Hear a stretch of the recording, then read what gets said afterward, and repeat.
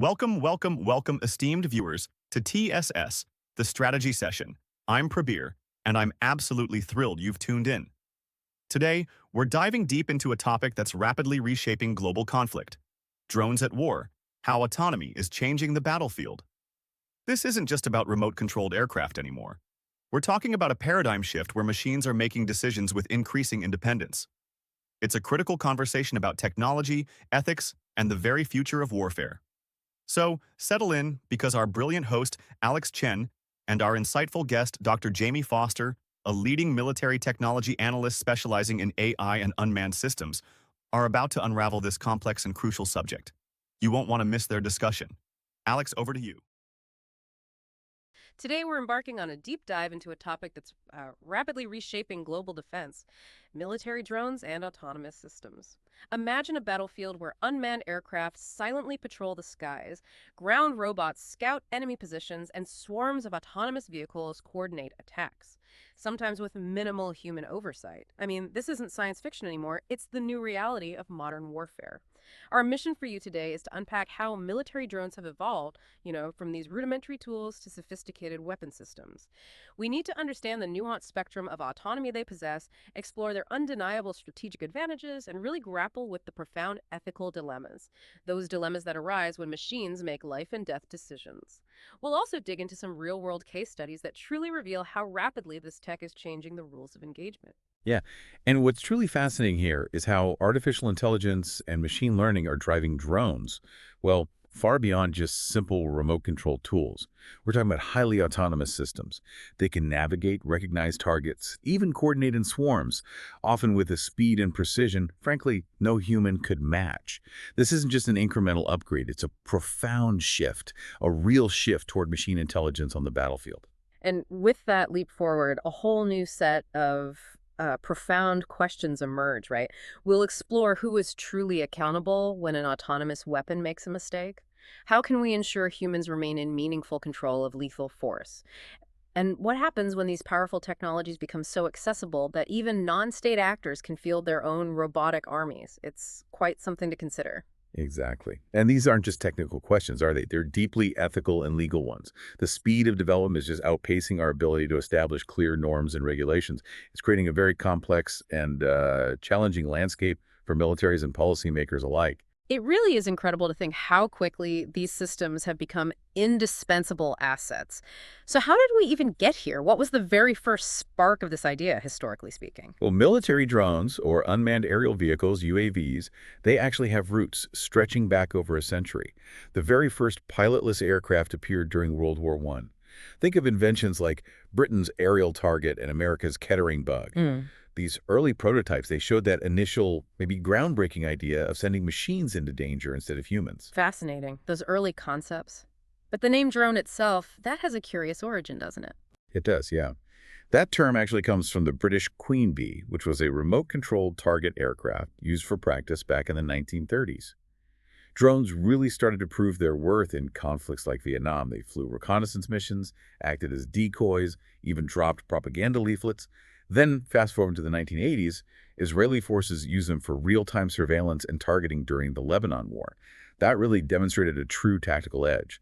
By Operation Desert Storm in the early 90s, drones like the Predator were, well, they were becoming a staple in the U.S. arsenal for surveillance and some targeting. Okay, but for many people listening, the biggest transformation, the really noticeable one, seemed to accelerate after 2001 during the War on Terror. How did that period fundamentally reshape their role? Oh, absolutely. That's precisely when drones like the MQ-9 Reaper became household names. They didn't just provide persistent surveillance anymore. For the first time, they delivered precision strikes from thousands of miles away. The key insight here, I think, is that the War on Terror fundamentally transformed the drone. It went from primarily a recon tool into a direct instrument of global power projection. It really blurred the lines of traditional warfare and accountability across continents. Right. And today it feels like drones are absolutely everywhere. You see the state-of-the-art models, but also these surprisingly cheap modified versions. What does this proliferation mean for how they're deployed in conflicts we're seeing now, like in Nagorno-Karabakh or Ukraine? That's a crucial point. We've seen not just the expensive, state-of-the-art UAVs, but also incredibly cheap modified commercial drones. They're used for surveillance, bombing runs, even kamikaze attacks. It's Quite a range. The Pentagon now classifies many small drones as consumable commodities, not precious assets. That signals a shift toward mass deployment and, frankly, higher attrition rates. They're almost treated as expendable tools now. Wow. So for you listening, this means not only superpowers, but also smaller nations and even non-state actors can field their own robotic air forces. That must make the battlefield far more unpredictable. It certainly does. It significantly lowers the barrier to entry for conducting sophisticated surveillance and strike ops. The result, a more unpredictable and potentially more dangerous battlefield for everyone involved. Yeah. Okay, given this rapid proliferation we're seeing, that brings up another critical aspect, autonomy. How much control do humans actually have over these systems? What exactly do we mean by autonomy in military drones? It sounds like it's more of a spectrum, not just on or off. You're spot on. It's definitely a spectrum. At its core, autonomy is about how much independence a machine has from human control. There's a whole range, from drones flown entirely by remote control like a model airplane, to those that can make decisions and carry out missions largely on their own. We often talk about levels, kind of like the steps you hear about for self-driving cars. Level 0, no automation at all.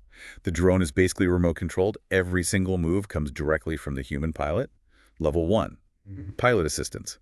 So the drone can handle some basic stuff like keeping itself stable, but the pilot is still entirely in charge of the mission. Level 2, partial automation.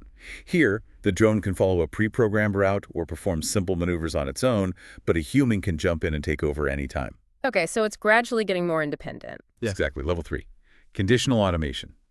These drones can sense obstacles and react in real time. Think of a drone that can autonomously dodge a tree or a building. No human intervention needed for that specific action.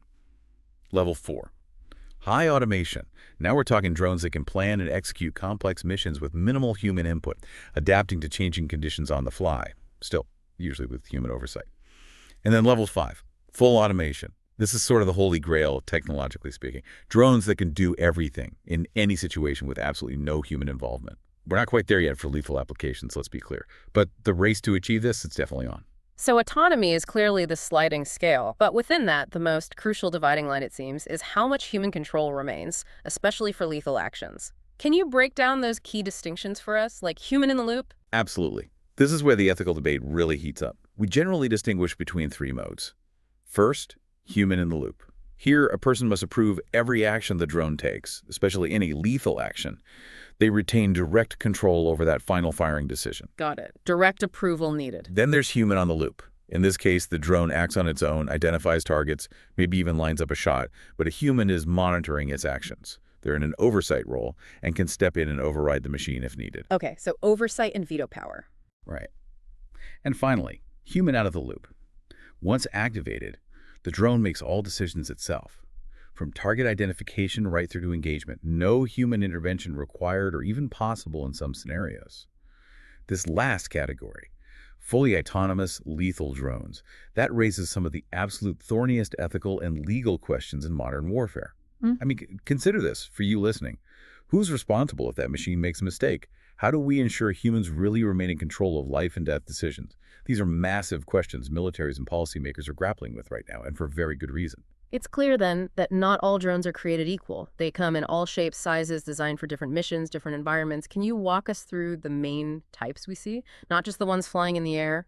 Certainly. Yeah, it's a diverse landscape. In the air, we primarily have 3 main categories. Fixed-wing drones. These look like mini airplanes. They're built for long flights, carrying heavier payloads. Think of the high-flying Global Hawk for surveillance or the MQ-9 Reaper for strike missions. Then you have multi-rotor drones with their spinning blades, quadcopters, and the like. These are nimble, great for hovering, perfect for close-range surveillance or urban operations. Probably what most people picture when they hear drone. Yeah, definitely the most common image. And the third type is single-rotor helicopter drones. They sort of combine the best of both worlds. They can carry heavier loads and stay aloft longer than multi-rotors, often used for more specialized tasks. And drones are also classified by size and range. You've got tiny insect-like ones for spying, some weighing just ounces, all the way up to large jet-sized UAVs like the RQ-4 Global Hawk. Its wingspan is comparable to a Boeing 737, and it can stay in the air for days. Some are designed for short tactical missions, right over the hill, others for strategic long-range operations covering thousands of miles. Right. And I understand the U.S. military uses a 5-group system for classification, almost like weight classes. What do those groups tell us about how they use these systems? Yeah, it's a tiered system. It helps standardize their use and integrate them across different operational levels. It goes roughly like this. Group 1. These are the smallest, typically under 20 pounds. Think handheld or backpack drones for frontline troops, like the Puma AE, really for immediate local recon. Group 2. Slightly larger. Yeah. For more advanced intelligence missions, something like the Scan Eagle fits here. A bit more endurance, better sensors. Group 3. Mid-sized. These can fly higher, some have strike capabilities, often propeller-driven, like the Shadow RQS-7. They bridge that gap between tactical and operational use. Okay, getting bigger and more capable. Exactly. And then Group 4 and 5. These are the heavyweights. Long endurance, high-altitude drones, often jet-powered. They're used for extensive surveillance and combat operations. That's where you find the Reaper and the Global Hawk. But the insight here, I think, isn't just the variety. It's how this tiered system reveals a deliberate strategy. Integrate unmanned systems seamlessly across every level, from the soldier's backpack right up to global surveillance. It fundamentally changes how forces are deployed and sustained. And this revolution doesn't stop in the air, right? We're seeing similar things on the ground and at sea. That's absolutely right. The concept extends across all domains now. You have unmanned ground vehicles, UGVs.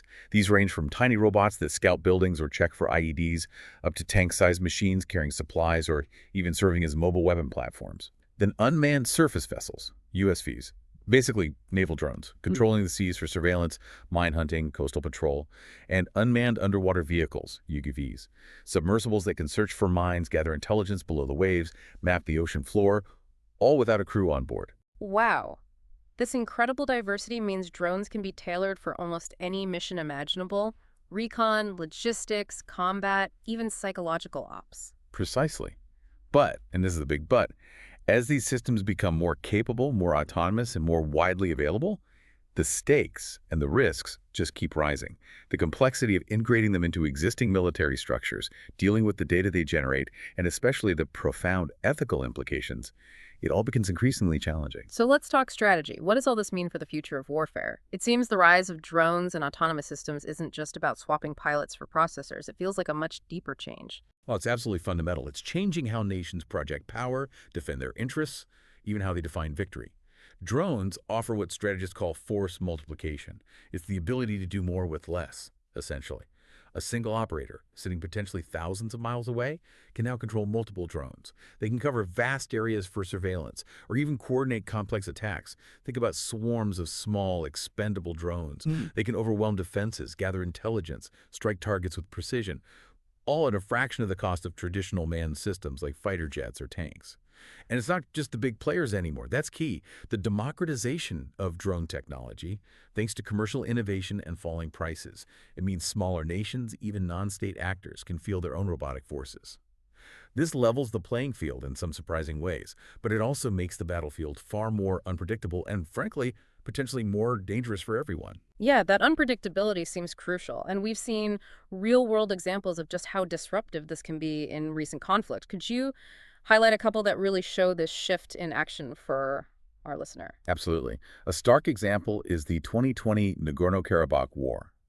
Azerbaijani forces used Turkish-made Bayraktar TB2 drones and Israeli loitering munitions, sometimes called kamikaze drones, to devastating effect.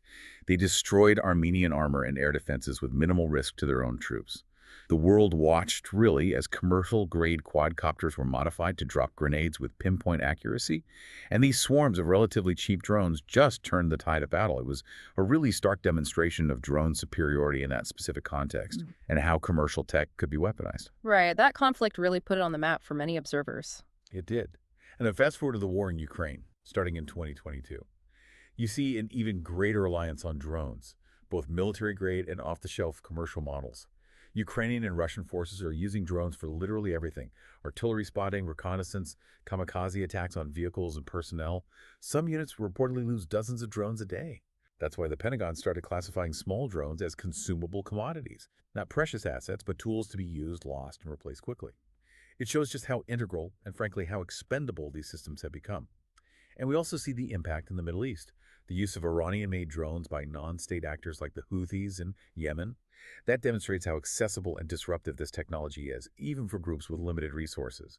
It really highlights this critical proliferation challenge for global security. These cases definitely highlight both the promise, you could say, and the peril of these unmanned and autonomous systems.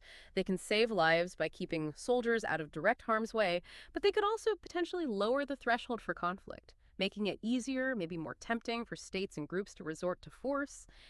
And with all this power and capability comes, well, a host of really thorny ethical and legal questions. When an autonomous system makes a mistake, targets the wrong thing, causes civilian casualties, who's actually accountable, it feels like international humanitarian law, the laws of war written for a different era, is really struggling to keep up. That's precisely the core dilemma. If an autonomous system selects and engages a target without direct human intervention, who bears responsibility? Is it the programmer who wrote the algorithm? The operator who deployed it? The commander who authorized the mission? Or is it somehow the machine itself? International law was written assuming humans pulled the trigger, made the final decision. Algorithms don't fit neatly into that framework. This legal gap, this ambiguity, is a significant concern for anyone grappling with these technologies, for you trying to understand this. Yeah. And the move toward human out-of-the-loop systems where machines make those life and death decisions independently, that's sparked fierce debate globally, hasn't it? What are the main arguments you hear on both sides of that conversation? Oh, it's incredibly contentious, highly polarized. On one side, you have many ethicists, legal scholars, humanitarian organizations. They argue that delegating lethal force to machines is fundamentally wrong, perhaps even morally repugnant, as some put it. They emphasize the unique human capacity for moral judgment, for empathy, for understanding proportionality and the full consequences of taking a life, things that an algorithm, by its very nature, simply cannot possess. The argument is that war, even when necessary, must remain a fundamentally human endeavor with human accountability. Okay, so that's the moral objection, the need for human judgment. Right. But then on the other hand, proponents argue that high levels of autonomy might be an inevitable, even necessary step, given the sheer speed and complexity of future battlefields. They suggest autonomous systems could potentially operate with greater precision than humans, maybe reducing collateral damage by eliminating human error, fatigue, or emotional bias. And of course, the argument that they save lives by keeping human soldiers out of direct danger is always prominent. So potential benefits in precision and protection. Exactly. But then the counter risk is huge. The potential for accidental escalation. I mean, imagine a swarm of autonomous drones misidentifying a civilian convoy as hostile, or a sophisticated adversary hacking into a system and launching an unauthorized attack. The consequences could be absolutely catastrophic. And assigning blame in those scenarios, it becomes almost impossible to do definitively. That's a terrifying prospect. So given all we've discussed, the evolution, the autonomy, the ethics, the real-world impact, what does this all mean for the horizon? Where is this technology heading? And how are militaries, policymakers, technologists trying to respond to these massive strategic, ethical, and legal challenges? It feels like a scramble. It really does. Yeah. If the past decade was about integrating drones into, well, pretty much every corner of military operations, the next decade looks set to be about pushing the boundaries of what these machines can do, often in ways we're only just beginning to fully grasp. AI and machine learning are the big drivers here. They're accelerating the move toward higher autonomy exponentially. We're seeing drones that can not only navigate complex environments and recognize specific targets, but also learn and work together in coordinated swarms. They can adapt in real time to changing battlefield conditions. Imagine hundreds, maybe thousands, of small drones acting as a single intelligent force, overwhelming defenses, gathering dispersed intelligence, striking with unprecedented precision and coordination. That's the direction things are heading. And it's not just in the air, as you said before. We're seeing similar trends on land and sea, too. Absolutely. On the ground, we're witnessing the rise of robotic vehicles, UGVs, that can carry supplies through dangerous areas, evacuate wounded soldiers, or even engage in combat, sometimes with minimal human oversight. At sea and underwater, unmanned vessels, USVs, and UUVs are patrolling vast stretches of ocean, searching for enemy submarines or mines, mapping the seabed, relaying clinical data back to command centers, staying out for weeks or months at a time. But perhaps the most profound shift for the future looking ahead is that democratization piece we touched on. As commercial innovation keeps driving costs down, the line between state-of-the-art military systems and off-the-shelf consumer drones is just blurring more and more. This means more actors, not just powerful states, but smaller nations, insurgent groups, maybe even individuals can access powerful unmanned systems. The battlefield of the future might be shaped as much by 3D printed drones and open source AI software as by billion-dollar defense programs. That's a massive challenge for global security and stability. Huge. Yeah, it certainly sounds like it. And with these advances, these new challenges clearly emerge, especially around regulation and accountability. It truly feels like the world is racing to keep up, doesn't it? It genuinely is a race. International law, the Geneva Conventions, all built for an era of human-controlled weapons. It's struggling to address the complexities of autonomous systems. Who is legally responsible when a drone acting on its own algorithm makes a mistake? How do we prevent an uncontrolled arms race in these so-called killer robots? And crucially, how do we ensure that meaningful human control remains at the heart of decisions about using lethal force? These are genuinely global questions, and they require urgent global answers. The technology isn't waiting. We've certainly heard calls for outright bans on fully autonomous lethal weapons, often referred to as Law WS, lethal autonomous weapon systems. Is that a realistic path forward, or is the technology already too far along, the genie out of the bottle, so to speak? Well, it's a very active and, again, very polarized debate. Some countries, many NGOs, parts of the tech community are indeed calling for a global treaty banning fully autonomous lethal weapons. They argue these systems are inherently immoral, destabilizing, and too dangerous to ever trust to a machine. Full stop. Oh. Others, including several major military powers, contend that a ban would be hard to verify and probably unenforceable. Or they argue that autonomy is a necessary military development, essential to keep pace with potential adversaries who will develop these systems regardless of treaties. What's clear, as the source material often notes, is that, well, let me quote something like it, the rapid pace of technological innovation, coupled with intense geopolitical competition, underscores the urgent need for robust international dialogue and regulatory frameworks to ensure responsible development and deployment of these increasingly sophisticated military assets. So the dialogue, at least, is definitely happening, even if consensus is elusive. Right, the talking is happening, but the action may be lagging behind the tech. That's often the case. So what does this all mean for you, the curious mind, trying to make sense of this rapidly evolving landscape? First, I think, is to recognize that the genie is out of the bottle. Autonomous systems are here, they're integrated, and their influence on warfare will only grow. The challenge for policymakers, technologists, and society as a whole is to balance the undeniable benefits, things like force protection, precision, efficiency, with the equally undeniable risks: escalation, loss of meaningful control, ethical ambiguity. We can't simply wish them away. They need to be managed. A difficult balancing act. Extremely. Second, we absolutely need to invest in transparency, accountability, and robust international cooperation. Easier said than done, of course. We need clearer rules of the road for how these systems are developed, tested, and actually used in conflict. We need mechanisms for sharing information, investigating incidents when things go wrong because they will, and holding actors accountable. And finally, perhaps most importantly, we must strive to keep humans firmly at the center of the loop, ensuring that the most consequential decisions, especially those about life and death, remain firmly in human hands, guided by law, ethics, and a sense of shared responsibility. Ultimately, the goal should be that technology serves humanity, not that it supersedes our moral compass. That's a powerful point to end on. And that's all for today's deep dive into the complex and rapidly evolving landscape of military drones and autonomous systems. As we've seen, the future of warfare is being shaped not just by these incredible new machines, but by the choices you and society as a whole make about how to develop and deploy them. So a question for you to ponder. How do you think humanity can ensure technology serves its moral compass, especially when those lines of control become increasingly blurred? Something to think about as you continue to explore and learn. Thank you, Alex Chen and Dr. Jamie Foster, for sharing these beautiful insights. Thank you all for listening to our discussion today. If you enjoyed the episode, please subscribe to our channel and like the video. Your support helps us bring you more great content. Stay tuned for the next episode.